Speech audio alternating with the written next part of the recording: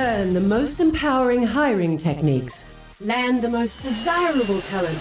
Launch your company towards massive success. This is the Higher Power Radio Show with your host, Rick Girard. All right, the classic blunder that I have seen hundreds of times in my careers is what I like to call the vanity hire.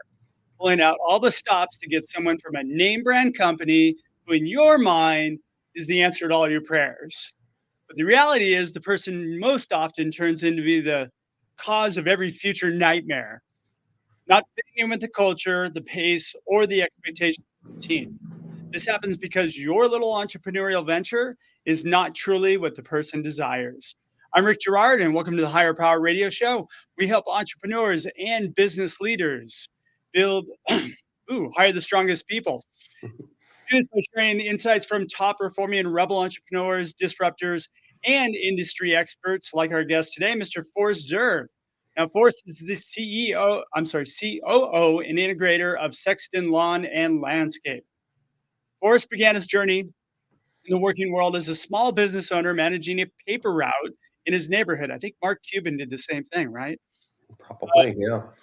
He obtained a business management degree from the University of Mobile and worked for an office furniture company for about 18 years, which provided experience in sales, operations, technology, and customer satisfaction.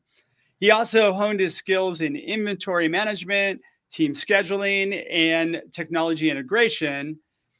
Forrest actually ascended up to the level of VP of operations, and while there, he had sold a tech consulting business. So in 2015, Forrest joined a company called AltaWorks, broadening his expertise in data center management, finance, and marketing as the president. And now he's got like a completely different angle, and he's leading their team into the future, leveraging EOS as their guiding business frameworks, which is what makes Forrest the expert, or the perfect expert for today's topic. Forrest, welcome to the Higher Power Radio Show today. Glad to be here, Rick. Thanks for inviting me. Yeah, it's a pleasure to have you. Sorry, I got a little fumbled with my tongue there. That's Still all right. getting back into the groove of this podcast thing after being off for a year. But you have a good haircut, so I think we're safe there. Right. You know, what was the joke? Like, God made a few perfect heads, the rest he put hair on. That's Something right. like that. Exactly. I resemble that remark. So. Yes, you do. All right. So as I led up to in the intro, we're going to talk about, what I like to call the vanity hire, but we have a tendency as entrepreneurs to delve into and want to hire industry experts or people who come from an existing gene pool, so to speak, of hey, these sell to our customers. Maybe they're a larger company. And this is always, I've seen throughout my career, been a very big problematic hire because of the fact that people are just trained and they operate differently. And it's kind of like putting like a triangle into a round hole. Like it's completely way more difficult than what we think. And I see it happen a lot of times in tech, especially where, we were able to get this guy out of Facebook. Woo! Super excited about somebody out of a name brand company. Right. And almost every time within 6 months, it blows up. Let's talk about your story. Definitely have lived that and seen that a couple of different times. In the I was in the telecom space, worked for a VoIP and internet provider, and I will remain nameless who the major carrier was. Let's just say it started with an A. There were a couple of major carrier employees that we ended up recruiting and hiring over the years that I was there. And every time we thought it would work out, every time we thought we could make it work, and it just never did. Yeah. So you hired a guy out of a large organization thinking, hey, look at, they bring all the skills. They could probably bring some of their structure, some of their network, some of their connections, everything else, right? Yeah. And you're thinking just because they worked at a big company, they must be successful. Right. Yeah, this guy in particular, it was interesting because he was our vendor rep for that major carrier. And so we had a relationship and knew who he was, knew how he operated, had known him for several years, and just really felt like he could be aligned with what we were doing. Plus, he's got the industry experience, he has the network, he knows the people, and it just felt like it might be a good fit. I will say that I did have the disclaimer conversation with him. I sat down with him over dinner before he took the job, and I wanted to make sure I laid it out pretty clearly. This is a small business. This is not a major corporation. I think we probably had 20 people at the time, maybe 17, 18 people. So a very small organization, and tried to explain it to him, and he convinced himself and me that this was the right decision, but that quickly unraveled. Did he come to you guys, or did you go after him? He came to us, and he knew that we were looking for somebody, and it just kind of fell into place. And he was like, well, why don't we talk about me joining forces with you? And then we're like, hey, we got a guy from a major carrier that wants to, take a step into a smaller company. Man, this has got to be a good fit, right? Famous last words. Well, and of course, you do a press release and advertise. We've got a former, employee from a major carrier coming and joining our team. We must have it going on if we did that, right? Yeah. Okay, so he came on board. Yep. Fast forward, he failed. Like, what was kind of the problem behind it? Like, where did he have a hard time? He had a hard time fitting in and realizing that it was actually going to take work. A lot of these people at these major companies, whether it's a carrier or a major corporation, they have a tendency to have the ability to just kind of fly under the radar and hide from actual hard work. And, this role required getting on the phone and going out and seeing people and actually prospecting and building up a pipeline of opportunities. And he literally just wanted to wait for a lead to come in, wait for a lead to come into the website, or wait for, opportunity to come from one of us where we had somebody in our network that needed him to talk to somebody. So the biggest failure was probably that he just didn't understand working in a small business and versus working in a large business. But then also he just was not a culture fit. He was a good vendor relations guy for us. But then when we brought him inside the company, even though he had seen inside the company, he just didn't understand that, that culture is strong and we follow the core values and made sure that people align with those. Yeah, and I have a little bit of a theory about this. Usually when somebody from a large company approaches you, I think it's because they're about to get fired. Yeah. Maybe because they weren't performing well there. Right. Because Right. I've seen a lot of people that have dropped out of, like, again, really big tech companies. Yeah. And smaller companies just make the assumption, well, gosh, if Facebook hired them or somebody else hired them, then they must be good. But they hire a lot of people. They hire thousands of people. Yeah. Probably on a weekly basis. Yeah, and they're just a number to those big corporations. They may have 5,000 employees. Those people don't even blip on the radar. So it's very easy to get through that hiring process and get on board with them, and take a year or 2 or 3 years before they get found out if they're not really actually working very hard.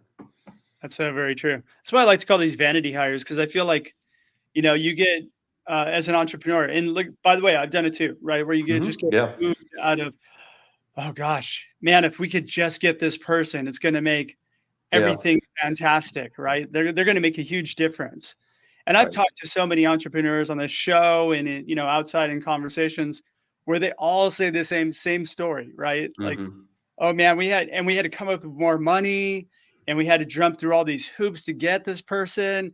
And then 3 months later, 6 months later, a year, God forbid a year later, but then they figure out, well, there's not really what's going on here isn't really what we thought was going on here, right? Right.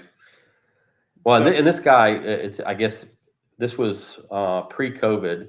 This guy worked remote, and most of our team worked in the office. So that was probably another factor, which took us a little bit longer to figure out what was going on with him, and whether he was actually going to be a fit, and whether he was actually, working and building the pipeline that he needed to. So there were some other factors that probably, I guess, made it more difficult for us to identify fairly quickly what was going on. Gotcha. Are you listening to the Higher Power Radio Show? For our podcast listeners, we're going to take a quick educational moment from our sponsors. All right, I'm digging in deep with our guest, Forrest Derr. Forrest is the COO and Integrator for Sexton Lawn and Landscape. And we're discussing vanity hires, right? Like, being wooed by the big name and, lighting that firecracker and it becoming a dud. So let's talk about how you solved the problem, right? So I would imagine you probably started with firing them. Mm-hmm. Yep. That was the first step for sure. But I'll say we were kind of, yeah, but I'll say we were kind of dense because we tried to do it, I think, 3 more times, thinking that, that was just a dud and we can go find another major carrier employee. We'll turn this guy around. He'll be the rock star that we needed. Whoops, that one didn't work. Then we literally, I think we did it 3 more times after that. So slow learning of the process for sure. But so how did we solve it? That's a really good learning lesson. I mean, like, at least it wasn't 4 or 5. You should be happy about that. Yay, right? Yay, right. But I mean, if you think about that probably cost you and your business quite a significant amount of money, and okay, so now we've learned, what do we do to fix the problem? We transitioned to where we started hiring based off of core values and core value fit. Okay. And basically core value fit first, industry second. Industry experience is great. Sure. Network's great. There's good people out there. But when I left the organization at the time, I think we had 27 or 28 people. And I think 2 of them were industry employees. Everybody else was non-industry. And what we found is that the non-industry people performed better than trying to go hire an industry person. Partly because we had surprise. And I think part of it was a big part of it, huge part of it was core value fit for sure. Yeah. But then other part of it is just in the larger industries, you have to unlearn a bunch of behaviors. And it's very hard to transition somebody that's been in large industry for 25, 30 years and get them into a small business mindset. So hiring based off core values was a game changer for us. Yeah. Okay. So let's drill down on that because I think this is a really important kind of thing. One of the things that I found is that, or one of the things that I've learned was that people who come from other industries into your industry, they have something to learn. And they look at it more like a growth opportunity rather than somebody who already kind of knows it all, right? Right. Yep. I've rarely had luck with, kind of industry experts because of the fact that they know better than you. And they can't, you're right. They almost have a really difficult time learning your way or your method or your business because they've already spent a very long, significant amount of time in a business that operated a certain way. Yep. And what happens for large businesses, what works for large businesses, I found doesn't work for small business. Like a lot of the time. There was a big surge of people that were like hiring based on what Google's interview was for the longest time. They wanted to copy Google. Well, great for Google, but that doesn't transfer to a small company. You're not Google. Right. There's only one. Yeah, exactly. All right. So focused on people skills rather than industry skills and core values. So let's break those 2 things down. What were you looking for from a skills perspective? From a skills perspective, what we decided and determined, it was really more about project management, time management, and people skills. For example, we had a sheriff dispatcher who ended up being a project manager. Well, sheriff dispatching doesn't quote align with telecom project managing, but a sheriff dispatcher is dealing with lots of vendors, lots of calls, lots of communications, managing lots of pieces of resources. And how do you align those to get the desired result? it worked out great. That person was a great project manager. And they probably So managed stress really well, right? it was a refreshing for them to come from that environment to come to telecom. Oh my gosh, your internet's not working. Nobody died. I'm not stressed out. We can get the internet connection working, right? So really focusing on people that understood how to manage things and manage people, and knew how to communicate. I think that's where the crux of it is not, did they understand what a T1 was or a fiber circuit or a VoIP switch or whatever. We can teach that kind of stuff. It's those soft skills that are very difficult to teach in the industry. So I love the fact that what you guys did was went outside of, you went completely the opposite end, but went outside of the norm, because most people will post a job, and I get, I get people complaining, well, I posted a job and then I got a bunch of people, like I got a dispatcher and I got somebody from Starbucks and, somebody working at Baskin Robbins who applied. Yeah. And like they're almost offended by the fact that they did that. But you were able to look beyond the fact that the resume said radio dispatcher, or like 911 dispatcher, and be able to kind of identify something in that person that would translate that success over. Yeah, and it's been a similar story here at Sexton. So I mean, I've been to Sexton now for 8 months, and what's interesting is I had a relationship with the owner of the company where he and I were on a board together. And so we spent some time together, and in conversations with him before I started here, one of the things we talked about, he kept talking about how he was struggling to find good landscapers. And I'm like, well, why are you looking for landscapers? Well, they got to know how to do landscaping. I'm like, but do they? Or do you just need to find a project manager that you could convert and teach them how to do landscaping? Yeah. And that was a discussion that we had numerous times before I ended up joining the company. And now we have shifted the mindset here to, let's go find good people. Let's go find good people that have skills that can be transferable. So instead of going out and trying to find a quote landscape project manager, let's go find a project manager. Somebody that knows how to manage. They could be from construction. They could be from, office furniture. I don't care what they are. But if they know how to manage projects and manage people, we can teach them, what a dingo is. And I didn't know what that was until I started here. Isn't that a dog? It is a dog, but it's also a heavy piece of equipment that allows you to move things. So it's almost like an excavator.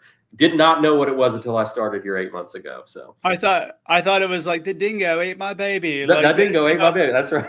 Yeah, that's exactly right. That was my first thought when they said, you're going to get to learn what a dingo was. I'm like, I don't know what that is. Sounds like a dog, but okay, I'll go check it out. So, but I'm a perfect example. I mean, I came from telecom. I was, president of a telecom company.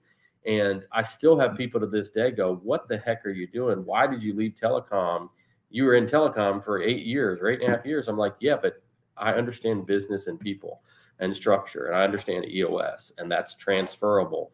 Yeah. And the people here that work with me had their doubts when I got here, but 8 months later, they're like, okay, I get it now. You didn't understand the acronyms that we were using, but you get it now. And it's really just about people. So yeah. Ultimately, that's what the business is about, right? Yeah. Getting people. So that's a great segue into core values, right? So let's talk a little bit. So how are you finding people that align with core value? Like, tell me about that process of core value alignment for you. Well, I guess let me go back and talk a little bit about how we transitioned the previous company to focus on core values. We were interviewing people and asking them about the core values. So I think we had 6 core values at the time. And, it was one of those things where you read the core value and say, hey, help first. Do you like to help first? Oh, yeah, I love to help first. Hey, how about taking ownership and being responsible? Oh, man, I'm the most responsible person you'll ever meet. How about humility? Man, you've never met somebody as humble as I am. They totally agree with everything you say. And so we did that for about a year or so and really, really, really struggled to get it dialed in until somebody flipped the switch and caught our attention and said, you don't need to ask them, tell them about a core value and then ask them about whether they agree with it, because they're going to agree with it. You need to focus on questions around the core values and help them guide the question to where you get the answer yay or nay or whether you're looking for, but don't ask a direct question. So that was the transition that we had to do. Yeah, that's the big thing, is that when you ask somebody, I've never had anybody say, "No, I don't align with your core values," especially if Right. you're looking for a job. Oh, Right. that's exactly how I operate. Wait, and then you Yeah. know what? I found that it's funny, like I was talking to somebody not too long ago, and they were saying, you know, we do something really smart. We just ask them, which core value do you align with the most, and which one Mhm. do you? And I'm like, well, that doesn't make any sense, because Mhm. I'm gonna tell you, I'm gonna go to the first one that you have Yeah. on the website. I really align with that one first, and then maybe Right. the last one not so much. But I mean, Or it's like asking you what's your strength and weakness. My weakness is I work too hard. Yeah. yeah, Right. exactly. So, yeah. Exactly. All right. So you've been able, okay, so then you've taken it back to um so how do you disguise those questions? It's a challenge. I will tell you that. So it's not easy because I will say in every position I've had in the last two companies for sure, it's easy to try to sell the company to the employee. And so you almost want to convince them that this is a great place to work. And so you got to be careful about how you communicate with the core values, but really asking questions that are not yes or no, asking them to tell you a story. Like, I think one of our core values is, humility.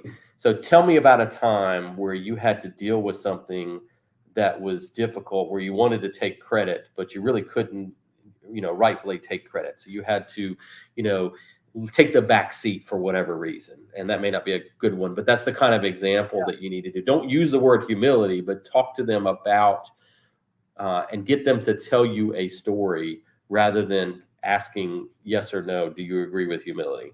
So, Yeah. Yeah. Well, I think you hit the nail on the head there, like disguising the question. You can't use humility in there. And actually you okay. want to disguise it a little bit more so that Yeah. they have trouble figuring out what you're evaluating them for, because the Right. purpose of the interview is to understand the truth about that human, right? And Right. for them to understand the truth about your company, because Yeah. nobody wants to fail in a new job, even and you don't want anybody certainly to join and fail. But Right. there's somebody, I just spoke with somebody the other day, and they told me this joke, and I was like, what do you call a conversation between two liars? And I'm like, what? An interview.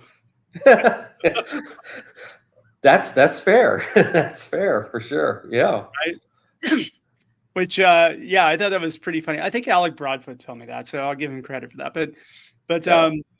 yeah, there's a lot of truth to that, because we go into it with a selling mentality. Hmm. It's kind of like the pretty girl at the dance. You go up and you ask her to dance 100 times, maybe you'll wear her down and she'll dance with you. But for the most part, like, that doesn't really get to the main objective. You know what I mean? Yeah, and The it's main definitely objective different. should be, let's find some commonality here. Like, do we operate on the same level? And if we don't, great, no problem. Let's just kind of move on. Get you to a Yeah, better.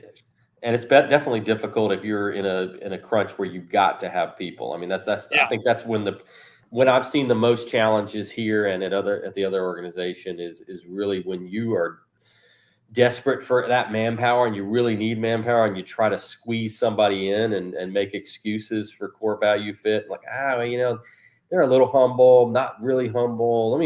I think I can work on them. It's almost like the girlfriend that tries to convert, the husband into who she needs him to be, but Yeah. he's never going to be what she really needs, right? Or what she really Yeah. wants. Yeah. So, but Very, very true. as far as core value alignment and core value questions, I mean, one of the areas that kind of triggered me to think about this, besides somebody mentioned it to me, is I'm an Enneagram 3, and I don't know who all knows about Enneagrams on the radio, but What is that? Fill me in. so Enneagram is kind of like a personality profile, and so Okay. it basically you're a 1 through a 9, and there's different facets of each one. I'm a 3, so I'm an achiever. The joke in my office is I like to have trophies. I like to be recognized for being successful, and so people will put trophies on my desk and mess with me just for fun. And my wife is a 6, so she's an Enneagram 6, which it's somebody that's constantly thinking about things and thinking about multiple scenarios, and, kind of a prepper. So she prepares for things. You go in the back of her car and she's got a go bag with everything you should ever need in an emergency. So she's in the CIA. That's right. But, that process, we went through a class where we learned what our Enneagram number, and it really helped us get to know each other better. And the reason why I bring that up is when you take the test for an Enneagram or Colby or any of those, it doesn't say, are you an Enneagram 3? Yes or no. It asks you about 35 questions that are around the subject to then make an interpretation and say, okay, based off this information, you're probably a 75% fit for a number 3. And so those core value questions, I think that's where the secret sauce is to build your core values and define them well enough that you can ask multiple questions around them, so that then you can make an evaluation. Do you really feel like they're a core value fit? So, yeah. I'd like to drill down a little bit deeper into the behaviors, right? Because, the behaviors that drive those core values, that's really like, do people behave when nobody's looking, they behave that way naturally. And if they do, then, winner, chicken dinner. But if they don't, you're just kind of setting yourself up for failure. And you did mention or bring up a really good point. When you're pressed and you need somebody, you talk yourself into things. Like, we've got a body that's ready to come in. And every time I've done that, it's never worked out well for me. Yeah. Once. Yeah. And even taking it further, the challenge as well is when you've got people inside the company and they apply for a role and you interview them again just to see if they're a good fit. And when you elevate somebody into the wrong role and then have to de-elevate them, that's where it gets real messy. Yeah. So, yeah. Right person, right seat is very, very important from the very get-go, for sure. Absolutely. Yeah. All right, Chia. Well, we're getting pretty close on time, Forrest. What would you say would be kind of 2 or 3 key takeaways you can give the audience that can plug into the business today? Don't hire too quickly. Make sure that you're getting the right person in the right seat. Don't try to force somebody into a seat when they're not a core value fit. Second, make sure that you have your core values clearly defined and clearly documented, but then have questions that are structured around not asking direct questions around your core values, but ask questions that help you understand, are they a core value fit? So those are probably the 2 big things that I would say. For sure. All right, Forrest, thanks so much for your time investment today. And I want to welcome you to the Higher Power Radio community. Now, what would be the best way in which members of the audience can find Sexton? Yeah, definitely look me up on LinkedIn. I think there's only 2 Forrest Derrs out there, so it should be pretty easy to locate out there. And then Sexton, our website, sextonlandscapes.com. You can check us out there. Perfect. All right. Well, I want to thank our listening audience for tuning in to this week's episode of Higher Power. Quick thanks to our team, Brian Colburn, Andrea Ballin, and Ayla Girard. If you're listening to the podcast, please subscribe, review, and share. After all, this content's for you. We want to bring you valuable content week after week that you can plug into your business right away. You can join the Higher Power Radio community at Higher, H-I-R-E, Power, P-O-W-E-R, radio, R-A-D-I-O.com, or drop me an email at rick@intertrue.ai. Tune in next Tuesday. Our guest is going to be Libby DeLucian. Libby is the founder of Boot Recruit.